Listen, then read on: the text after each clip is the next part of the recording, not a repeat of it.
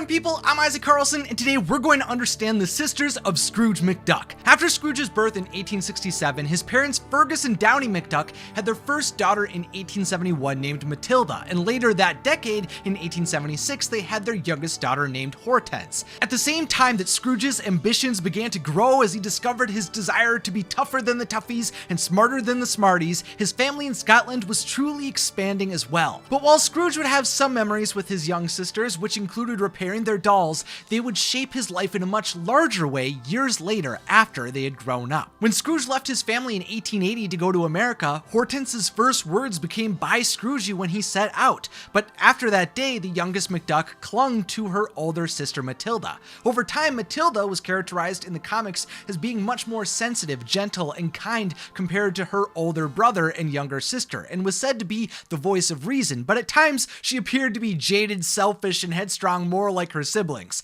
Hortense, on the other hand, may have not shared in her older siblings' desire to strike it rich, but nonetheless, she still lived an exciting and fulfilling life as a passionate, outspoken, bullheaded, and witty woman with a family around her. She also had an extreme temper and wild strength, which was why Scrooge would name an angry horse after her when he was out in the Wild West, and that was the reason she was able to fight off an enemy of Castle McDuck, the Whiskervilles, with her father and uncle. But before Scrooge's sisters began to start their own businesses and began hatching his niece and nephew, he actually recruited his sisters to assist in the expansion of his empire. You see, before Scrooge brought on Bradford Buzzard to oversee the operations of his riches, according to Don Rosa's The Life and Times of Scrooge McDuck, he brought Hortense and Matilda to Duckburg, and from 1902 until 1930, they ran Scrooge's early business ventures when he was away. Sure, they were a bit wacky, nonsensical, and infuriating at times, but it's possible that without them, Scrooge wouldn't have been able to accomplish all that he did. Eventually, it would seem that both of Scrooge's sisters would have the McDuck name wiped from them through marriage, but that doesn't matter at all, especially since they are extremely important members of Clan McDuck in the last few hundred years. Their intelligence, hard work, and dedication allowed them to assist their older brother on his quest to return Clan McDuck to its former glory. It's not the McDuck name that makes our family great. It's the people in it.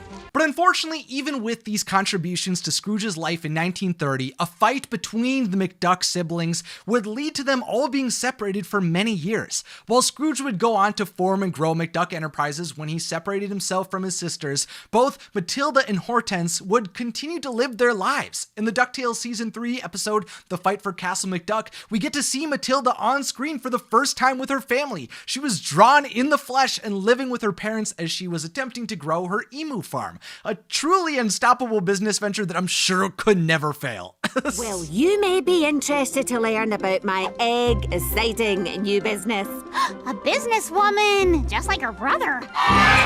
Well, not just like her brother. Yep, Dewey was sure right about that one. While she had internalized a lot of the ambition and entrepreneurial drive of her brother, which dates back to their first business together, creating their famous mud pies, at the same time, she had become a fairly go-with-the-flow person who was perfectly fine with messing with and keeping secrets from her brother for decades. I mean, she painted Scrooge's cherished clump of hair named Whiskers and kept that from him until he was an aged adult screaming at her while she was brushing her emu in her emu-themed room. Needless to say, Matilda had solidified herself as a bit of a wacky person, but nonetheless, she did take responsibility for her family and her ancestral home, and is willing to take care of both. I mean, sure, she tries to rub that fact in Scrooge's face, even though he was the one who rebuilt the castle and embedded it with magic, but still, she's doing her best to support the ones she loves. Also, it's important to note that in some family trees and stories, Matilda married Ludwig von Drake, who is best remembered as the scientist and the leader of Shush.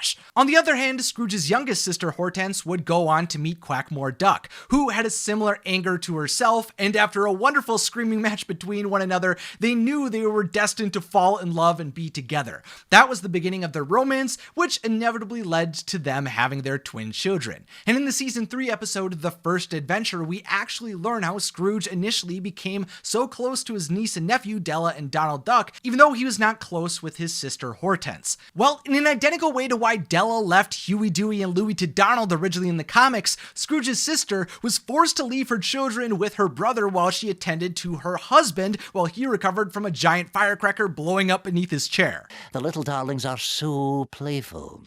I hope you enjoy them. Your sister Hortense. Now, sure, Scrooge was not the most excited to watch over Hortense's children, but once he was called on a mission by Shush to fight off the young and evil group known as Fowl, Scrooge began to lighten up quite a bit. I mean, he even got to the point where he really wanted to be with his family. Now, we don't really know if Donald and Della's father ever recovered from the children's prank. That one might have went too far, but at the same time, the Duck family is a pretty durable bunch, so I'm not too worried. You know, of course, a part of me would love to find out what happened to Quackmore and Hortense, but at the same time, I can understand that part of the excitement about them is the mystery that surrounds their whereabouts. Sure, finding out why they are completely removed from their family's lives would be fascinating for me, especially since the only explanation I've found thus far about them is that they must be dead, but I'm not a huge fan of that concept since Scrooge is old as the dirt on his boots and he's still traveling around the world.